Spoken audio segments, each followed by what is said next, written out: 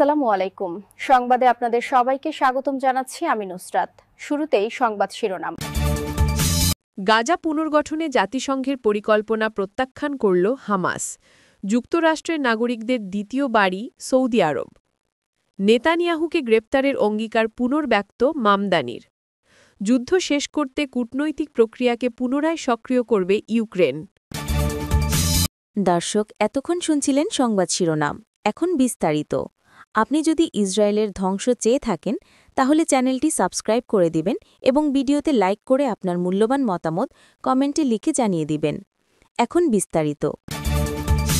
যুদ্ধবিরতি ও গাজা পুনর্গঠনে জাতিসংঘের নিরাপত্তা পরিষদের প্রস্তাবনাকে পুরোপুরি অস্বীকৃতি জানিয়েছে ফিলিস্তিনি স্বাধীনতাকামী গোষ্ঠী হামাস। এক প্রতিবেদনে এ তথ্য জানায় কাতার ভিত্তিক সংবাদ মাধ্যম আল জাজিরা। সোমবার ১৭ নভেম্বর মার্কিন প্রেসিডেন্ট ডোনাল্ড ট্রাম্পের গাজা পুনর্গঠনে ২০ দফা শান্তি চুক্তির প্রস্তাবনার আনুষ্ঠানিকভাবে গ্রহণ করে নিরাপত্তা পরিষদ, যাতে রয়েছে যুদ্ধে বিপর্যস্ত গাজার নিরাপত্তা নিশ্চিতে একটি বোর্ড অফ পিস গঠনের প্রস্তাব। যুদ্ধবিরতি ও জিম্মি হস্তান্তরে ডোনাল্ড ট্রাম্পের শান্তি চুক্তিতে সম্মত হলেও এ দফায় জাতিসংঘের এই প্রস্তাবনা গ্রহণে পুরোপুরি অস্বীকৃতি জানিয়েছে ফিলিস্তিনি স্বাধীনতাকামী গোষ্ঠী হামাস। যুক্তরাষ্ট্রের নাগরিকদের কাছে সৌদি আরব শুধু কর্মস্থল কিংবা ভ্রমণ গন্তব্য নয়, বরং দেশটিকে দ্বিতীয় বাড়ির চোখে দেখেন তারা।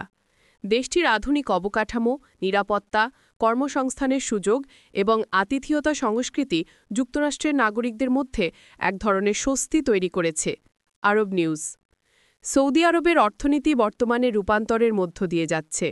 ভিশন ৩০ কর্মসূচির কারণে প্রযুক্তি, স্বাস্থ্য, নির্মাণ শিল্প, শিক্ষা, পর্যটন সব ক্ষেত্রেই বাড়ছে উচ্চ বেতনের চাকরি।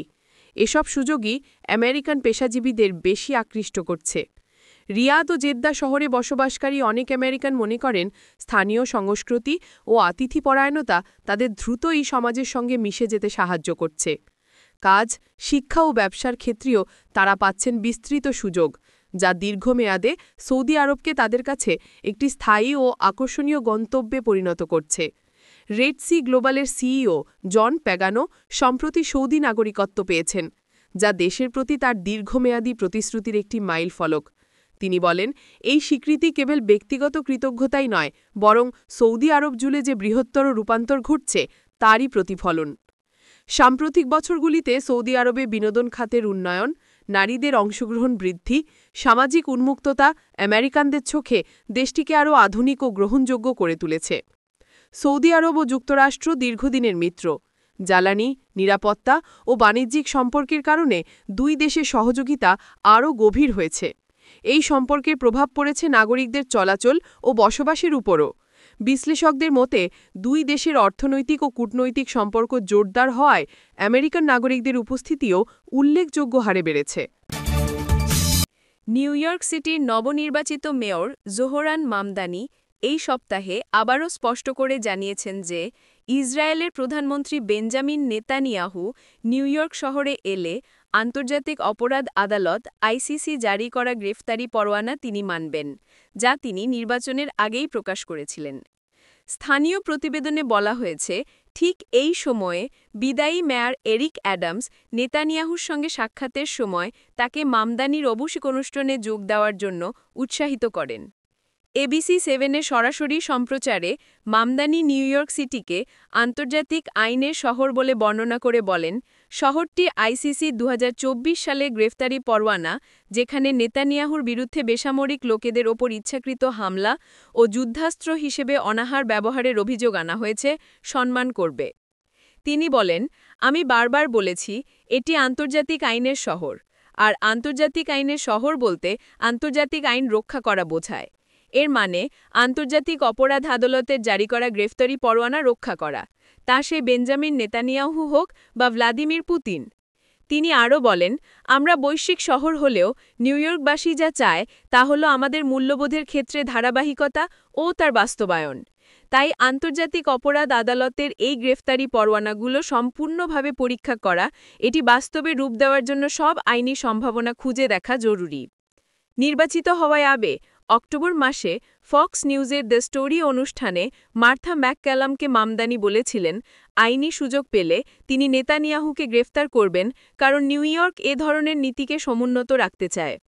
মামদানি আরও বলেন, তিনি এজন্য কোনো নতুন আইন তৈরি করবেন না এবং একই সঙ্গে সাবেক প্রেসিডেন্ট ডোনাল্ড ট্রাম্পের সমালোচনা করে বলেন, ডোনাল্ড ট্রাম্পের মতো আমি নিরক্ষর নই, আমি বিদ্যমান আইনের সীমার মধ্যেই থাকতে চাই।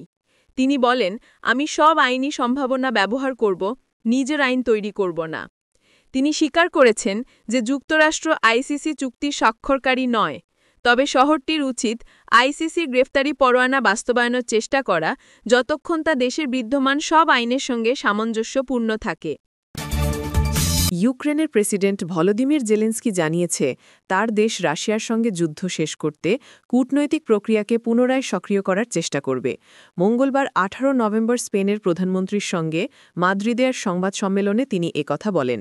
ভলোদিমির জেলেন্সকি বলেন, এটা খুবই গুরুত্বপূর্ণ যে এ ধরনের পরিস্থিতির মধ্যেও আপনার পাশে অবিচল সমর্থন রয়েছে।